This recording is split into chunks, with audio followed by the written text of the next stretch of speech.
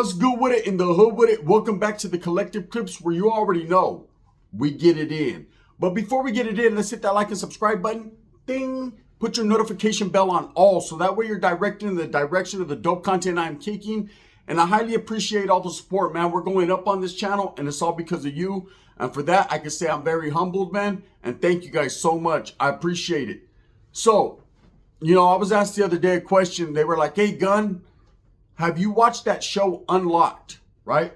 It's a kind of a jail-based show that's on Netflix. Kind of like a reality television show. Reminds me a lot of that show 60 Days In, which became very popularized. A lot of people were watching it. I watched it several times. Go Abner! Hey, the Chicano enforcer, right? There was a lot of characters, but you could tell that show was scripted. There was something about that show that just didn't hit right. Didn't seem right. A lot of the characters and the roles that these guys played, if they tried to do that within a jail setting, especially in the state of California, Texas, any of the southwestern states, or anywhere, man, Florida, they'd have got sniffed out real quick and got whacked, right?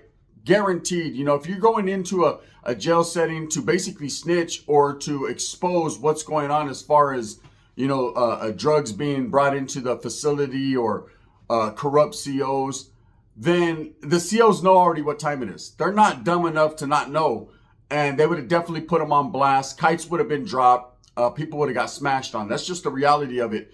So 60 Days In was just for funs. It was make-believes. It was for funsies. It wasn't for realies, okay? It was for fakies, not for reals. Now, this new show Unlocked that's on Netflix is more raw, a little bit more gritty.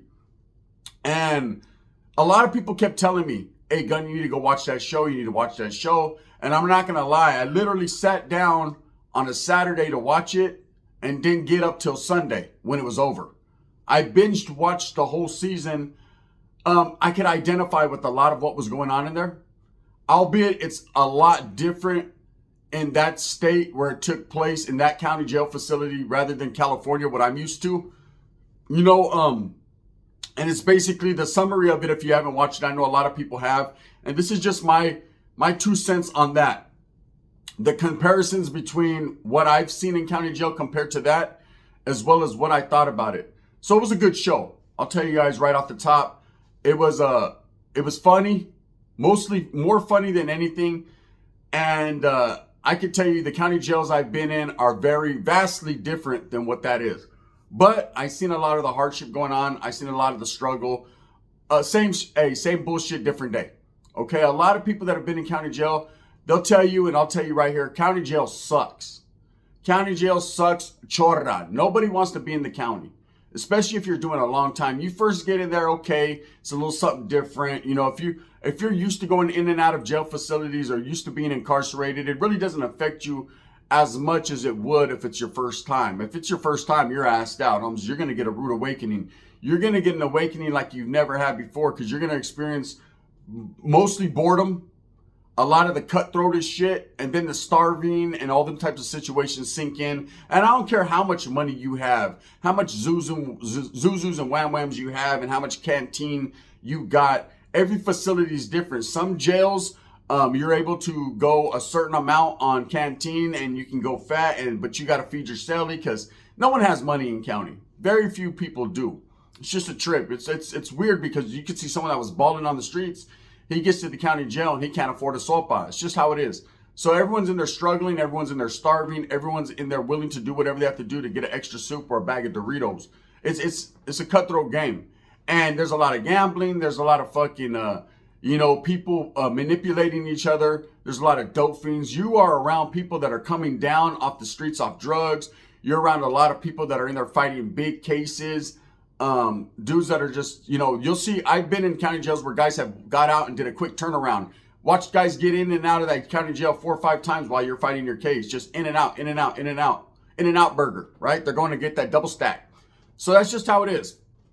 Now, what I took from the show, like I said, it was entertaining. But they kind of based it upon certain characters of the show.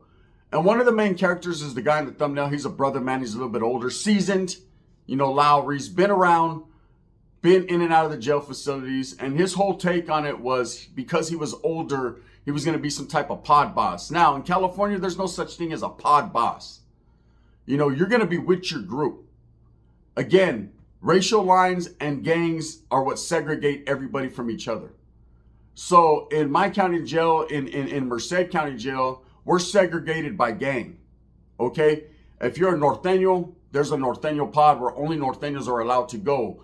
If they happen to send someone else, say a white guy, a brother, man, an other, then they will be asked respectfully if they want to stay. But if they do, they have to participate just like as if they were a Norteño. That's just the way it is. If they choose that they don't want to participate in that fashion, then they are allowed to leave the block. If they say they do want to participate and then decide later they don't want to participate, then they are stabbed and then they leave the block. That's just how it is. I'm sure the Southsiders run their program. They have their own building, their own block. So I'm sure they run it pretty much the same way. There is a general population block where they do have a mix of others, spices, blacks, and whites. And I've never been in that building, so I don't know exactly how that tier runs, that corridor. But you have that, and then of course you have Sandy Mush, which is the ranch, or which is called, the basically they send you out there, and it's a mixture of people. I know now it's kind of segregated, even then, and it's a natural California thing. See, one thing I took from California prisons or California jails compared to that show is everyone's going to segregate themselves. Now, in order to understand that, I got to tell you this. The whole basis of this show was the new sheriff who runs the county jail was frustrated with all the fighting, all the drugs being brought into the facility, basically everything that was happening. And it was a lockdown facility doing 23-1. Now, what does 23-1 mean? 23-1 means you're in your cell for 23 hours and you come out for an hour. Now, that hour is not only recreation time. That can also include showers. So say you shower in a county jail every 3 days. That's usually how it goes. That's also counted as your hour out. It doesn't matter what you're doing. If they're taking you to a legal visit, whatever you're doing, that is your hour out of the cell. They have to provide you with at least 1 hour. And it says 23-1, but usually it's 24 hours a day and one every other day, if you're lucky, or 30 minutes. It all depends on the officer that's working that pod, the safety and security, if they're short on staff. 9 times out of 10, you're going to get a couple hours a week out of your cell. That's about it. Whether it be for showers, law library, whatever it is, they're going to count it all. Anytime you step out of that cell, that fucking clock watch starts. Speedy Gonzalez. They're trying to get you in and out and back out and in. Period. Because when you have too much traffic and you have a lot of people outside, you got to understand it's a cat and mouse game. The prisoner or the fucking inmate, whatever you want to call them, is going to be manipulating, trying to pass things, get at people's, at their doors. It's a constant thing of a crook got him shook, of people trying to fucking make moves. Okay. And it's a constant thing of these officers. You got to understand a lot of these correction officers that work in the county jail facilities, they go home every night right to the streets. You're in their town, their city. You might know them. They might know you. You might have went to school together. There's a lot that goes on. For the most part, they're not trying to do much work. They're not trying to do much paperwork. So they're going to let you get away with a little bit. But that can turn into a lot of it, and it could just become a hectic situation. Of course, you do have gangs. You do have a lot of things, a lot of enemies, people coming in and out that have funk that just was getting funky on the streets a couple of weeks ago. So you're going to have a lot of people trying to get at people that are telling. There's just a lot going on in the county jail facilities. Like I said, it's a lot of foot traffic. It's a lot going on. So people are always their heads on swivel. And it just depends on what county you're in. Anyways, in this county jail, because there was so much tension so high, this sheriff decided to implement a new program where he was going to unlock everyone. He was going to bring all the rival gang members, the youngsters, the older heads, what they call them, the older convicts, and every different diverse ethnicity, whether it be black, white, Southsiders, whoever. He was going to bring them all out and let them function together amongst each other basically all day. The only time they were going to be locked in their cells was during count time or during commissary or certain times. That's a lovely thing. Most county jails are 23-1. Most county jails, they're locking you down because they don't want to deal with it. They don't want to deal with the drama. And it's just an easier job. It makes the job easier and the safety and security easier for the institution, for the facility. But this was something different. And there's some county jails where I guess they are unlocked all day and they just roam around. But it had never been done here. So this was a test. It was a test to see if these guys could conform to the program, but also if these guys can get their shit together and let them govern themselves. Now, the difference between that facility and California is this. In California, automatically everybody would have segregated themselves. If they unlocked the doors, there would have been people that were whacked right off the top, removals that would happen, but those are going to happen regardless, okay? And like I said, it depends on what city you're from, you know, how much action or access they got at you. But everybody would have segregated themselves. If it was a general population facility, then everybody, you would have seen the Southsiders over there, the Northerners over there, the blacks, the whites, and it would have kind of based itself just off a prison model, but only in the county jail. Because in prison, it's already like that. See, in prison, you have general population yards with a little bit of everybody, and everybody segregates themselves according to ethnicity, color, race. And I know a lot of people get at me and they're like, Gun, why is it like that in California? It just fucking is, bro. Nobody mixes. You know, you might get a Buenos Dias and you might get a fucking hey, what's happening? And you might get a fuck, right? But you don't get guys sitting down, eating together, kicking it like that. It just doesn't happen. And that's because that's the way it's always been. It's going to continue to be like that. Hey, if it ain't broke, don't fix it. Even though we know it is broke, they're still not trying to fix it. It's just the way it is. Now, if someone would have came into that, so the way they did it was they didn't bring anyone into the facility to later on in the episodes, and then some dude got beat up. Now, do I think that was scripted? No, I think these guys were told kind of what the show was based upon, because I mean they had to figure it out, right? And I think generally speaking, there's two different types of inmates, and they kind of categorize that perfect, right? There's older guys that are seasoned, that been in and out of jail, that could give a fuck less if there's cameras in there, could give a fuck less what's going on, as long as they get their tray, as long as their time keeps ticking, they're going to continue playing pinochle and dominoes and cribbage and all them fucking good games that they play. And that's what it is. And then you got the youngsters that are attention whores. They crave attention. They want clout. So they want to throw their gang signs and they want everyone to see, oh, this shit going to be on TV? On Paru, right there. You have that. Now, them type of guys, they're young. They're not seasoned enough to understand that this is going to be seen by a lot of people, and either you're going to make yourself look like a fool or you're going to put yourself on blast. See, in the state of California, everybody wouldn't want to be on camera because their whole thing would be, we don't want to be on blast. We don't want to be validated. See, California, like I said, everybody bases their shit off gangs, but so does the administration. They're waiting to see you throw up a gang sign. They're waiting to see you hang around with who you're hanging around. You can get validated and classified as a validated active gang member just based off a show like that. They're going to see first and foremost who you're hanging around with. If there's 2 or 3 or more, you walking around that pod, okay, you're Norteño, there's 2 more, there's a point. Okay, fucking you're throwing up your gang sign or fucking shouting out whatever, there's another point. All they need is 3 validation points to get you, and then they got you, right? Now, back in the days, validation was scary for people because, not scary in the sense that it was going to hurt you, but it did affect your time. If you were validated in the Department of Corrections, the California Department of Corrections, you were slammed back in the shoe for an indeterminate. You were put in the zapato for an indeterminate period, and that meant you were never coming out of the shoe. Every time you did time, it was going to be in the shoe forever because you were a validated gang member. There was no way they were allowed to have you on a yard with what they considered regular convicts or inmates because you posed a potential threat, a risk, and you were a danger to that facility, to the officers, and to other inmates. So that's what they did. So nobody wanted to get validated. So when I see this show, you got people telling their life stories. They had to figure out it was lightweight scripted. But I noticed in this show, there was a lot of fights that happened. Or there was a couple. They were chunking them, man.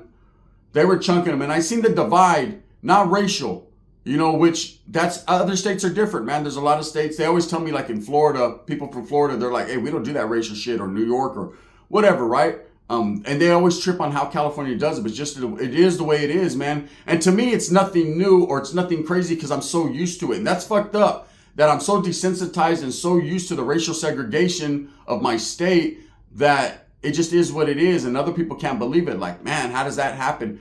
Why would you guys do that? And again, like I said, it just is what it is. So now, the way this show played out was these guys had to govern themselves. They had to figure out how to, you know, how to get fed, right? Because they would just drop off the food. Just a lot of different things they had to go through. And it was a lot of fucking learning curves. It was a lot of the youngsters versus the old guys. They battled, they argued.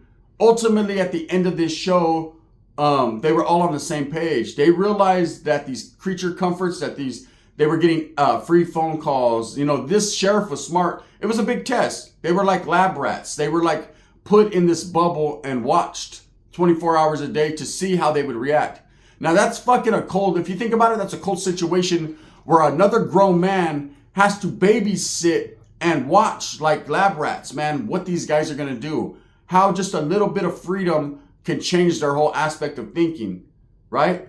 When as grown men, grown women, or whatever it may be, we have the brain power and the capacity to govern ourselves and do all that without somebody having to tell us how to do it or what to do, or someone having to watch us. How is it that you become a grown man, you could do crime, you're out there in the streets hurting people and doing all this, and then you go into a facility and you have to be babysitted all day? It doesn't make no sense, but it is what it is. That's part of the punishment. Not only is it being incarcerated and kept away from your family and society, but a lot of the punishment is psychological. You know, real ones know what I'm talking about. I'm on my Dr. Phil shit today. Show! That's just what it is. So look, anyways, I like this show just because I've seen a lot of the similarities in county jails, the way it is. Having done time out of state, I could identify with some of the county jails that they were in rather than just my own in my state, which was vastly different. Now, trip out on this. When these kids started bringing drugs, and I don't want to fuck off the show for anyone who hasn't watched it, you know, so I'm just going to let you know, cover your ears with earmuffs, tell your kid to start talking louder, do whatever you got to do so you don't hear this, but still watch this because I appreciate the algorithm. So now when fucking, these kids were bringing dope in, and they never really elaborated on how these kids were getting this dope. It was a trip, they were making these cigarettes out of coffee. I've seen it done before, where you get coffee, you wet it up, put it on paper, and they were making these, basically smoking coffee. I've seen it happen a gang of times. They were twisting up wicks, which is what we did in prison a lot, even in the county jail. You twist up a wick, you get a flame, you keep that wick, if it's twisted up right, and them woods, they sure know how to make a wick, brother. Let me tell you two things woods know how to do. They know how to make meth and coffee, great, but wicks, that's right there in between. That's like 1A or 2A. A white man knows how to make a wick, right? So this, and of course it was a young white guy who was facilitating all the bullshit. But I liked how he stepped up. I liked how he took responsibility for his actions, and, you know, and albeit there were some fights and there were some people that bumped heads, that's county jail. That's boredom, that's stress. There's a lot of different people going through a lot of different shit. You know, people don't understand what it is to really do time around different type of people. Everybody was raised different. Not everybody comes from the same side of the tracks. Not everybody has that same mentality or grew up the same. They all grew up with some type of struggle or hardship, or involved in some bullshit, or they involved themselves later on, but just because they wanted to. But a lot of that shit will irk people. Like, you got a lot of them old school dudes that grew up in poverty, grew up without nothing, grew up on stampillas, food stamps, in the hood, in the ghettos, rats, roaches, shiesty approaches. That's the way they grew up. And then you got a youngster that maybe had his parents in his life, maybe was going to school, and he decided he wanted to be cool and hang out with the fellas, and gets involved in a murder. And now they don't come from the same side of the tracks. They can never identify with each other, but they are forced in this small environment where they have to. That's kind of what this what this did. It brought people of all different backgrounds, ethnicities, races, or whatever you want to call it, together to let them govern themselves and see how they were going to do it. If they were able to hold on, like in Vogue, to keep these privileges that they were given, or if they were going to fuck it up. And they fucked it up a lot. But ultimately at the end, you know, and it came to the very end, they decided that they were better governing themselves than rather an officer doing it. And that's just the way it works out. See, it doesn't matter where you put a pack of people, man. There needs to be structure. There has to be. That's why a lot of these prison gangs and these street gangs have a structure. They have a fucking COC, you know what I mean? A chain of command. You know, there's a llavero, or there's a shot caller, or there's someone of higher status. That's the way you govern your people. It doesn't matter where you're from. Now, there's a lot of gangs like, say, the Fresno Bulldogs that are very independent. They are, each Vado, each hood, or each whatever is independent. They each run their own shit. Yeah, that's understandable. But even then, you need an older homie or a big homie to lace you up and give you game. It's just human nature, man. There's God, right? And then everyone else. There's always going to be one. We have a president of the United States, and then there's everyone else. You know, every country, every person, it's human nature to have some type of structure. It's the way it is, whether it be the army, a prison gang, a mob, a biker club. Even they have national presidents, you know, a secretary of arms. They have all that, VPs. Every group has structure, and you need that. And that's what happened in this case, in this show, Unlocked, was that they had structure. Now, it had to be scripted. Okay, these guys had to know what was going on. Some of these conversations where they're getting high and everything, and there's a fucking camera panning right in their face, you know, that's where these shows fuck it off for me. That's where it's like, I see a lot of the things we would do, but I'm sure there was actors placed into those facilities to make it look good, to make it more intriguing, to make it look better. I'd like to see a show that's raw. A show where it's a secret hidden camera, but again, that'd be a violation of people's civil rights, and people can go to court on that. So we'll never truly see, you know, these guys, I'm sure they volunteered for this program. You know, I'm sure that they, this just wasn't fucking something that happened. And I mean, they make it seem that way, but it wasn't. There's no way, because then people would have to sign, you know, a contract saying that they won't sue later on, because you can't film a person without their knowledge or without, you know, I'm sure because you're in a jail and they do it. But it couldn't be utilized in court against you, you know, without your consent. There's certain things that they can and cannot do. Of course, you sacrifice a lot of your rights when you go to jails or prisons, and that's, you just have no rights anymore. You now are a ward of the state, or you become a number and part of that county. You're a ward of the county. That's just how it is. Anyways, I thought it was a great show. Scripted, yes, has to be. There's no way cameras are panning in on you. Editing ain't that good. Now, a lot of these guys, I looked them up just to make sure I did my homework. Some of these guys were real life. A lot of them are in and out of jail still. Some of them did change their lives. I don't believe the way they made it look at the end was this program impacted them so much that it stopped them from being a criminal. It didn't. If anything, a lot of them guys, and I know I've been around a lot of people in jail, and jail is a different mentality than prison. And you can tell people who have been to prison compared to people that have just went to county jails, the way they carry themselves. Jail time is knack time. People are knacking it out, doing stupid shit for fun, and getting all stressed out about it than fighting. In prison, it's more respect. It's built on the safety and security of the institution, you know, securing yourself. And prison is just a different animal. It's a different world, right? And you can tell people that have done prison time when they're in county jail, the way they carry themselves compared to people who have been in county first time going to prison. They don't know how to carry themselves at all. Some do, some don't. It just depends on how you're laced up. But these guys definitely didn't change their whole program because of that show. In fact, what they did more so was they showed them after the fact. These guys took it as a joke, you know? Shit, who wouldn't want to be out of their cell all day and participate in a program? Anyways, man, I implore you guys, go watch the show, Unlocked. Was it real? I'd say 50-50. You know, some of those things really happen. But as a real fucking show, nah, that would have been fools getting whacked. And you see the guy, there's a guy made a piece, some white dude was getting fucking bullied on, and he made a piece with a comb, and I'd have grabbed that from him, combed his hair real quick, and then stabbed him with it. I'm just saying, with that being said, I hope that you move smooth with a purpose. Watch it. If you want to watch it, man, I think it's a good show to binge watch. It's definitely interesting, funny at times, and it'll make you think. And it'll make you realize that you don't want to go to jail. It just looks like it fucking smells in there, and it does. Thumbs up or thumbs down. Heavy is the head that wears the crown. I'm going to continue to strive, struggle, and strive for what I honestly and truly believe in, and that's the betterment of all people. I'm not trying to glorify prison and jail and all that, man. I'm just giving you my 2 cents and my perspective on whether I think that show was real or scripted. And again, like I said, a great idea. You know, anytime that you give guys that are incarcerated just a little bit more freedom, that's great. You know, I don't want to see anyone locked up. But again, man, if you let the animals out the cage, they're still animals, and you just know what it is. And I'm not saying people are animals. I'm saying, but they sure can sometimes. I know. I did it. The gun. Bang, bang.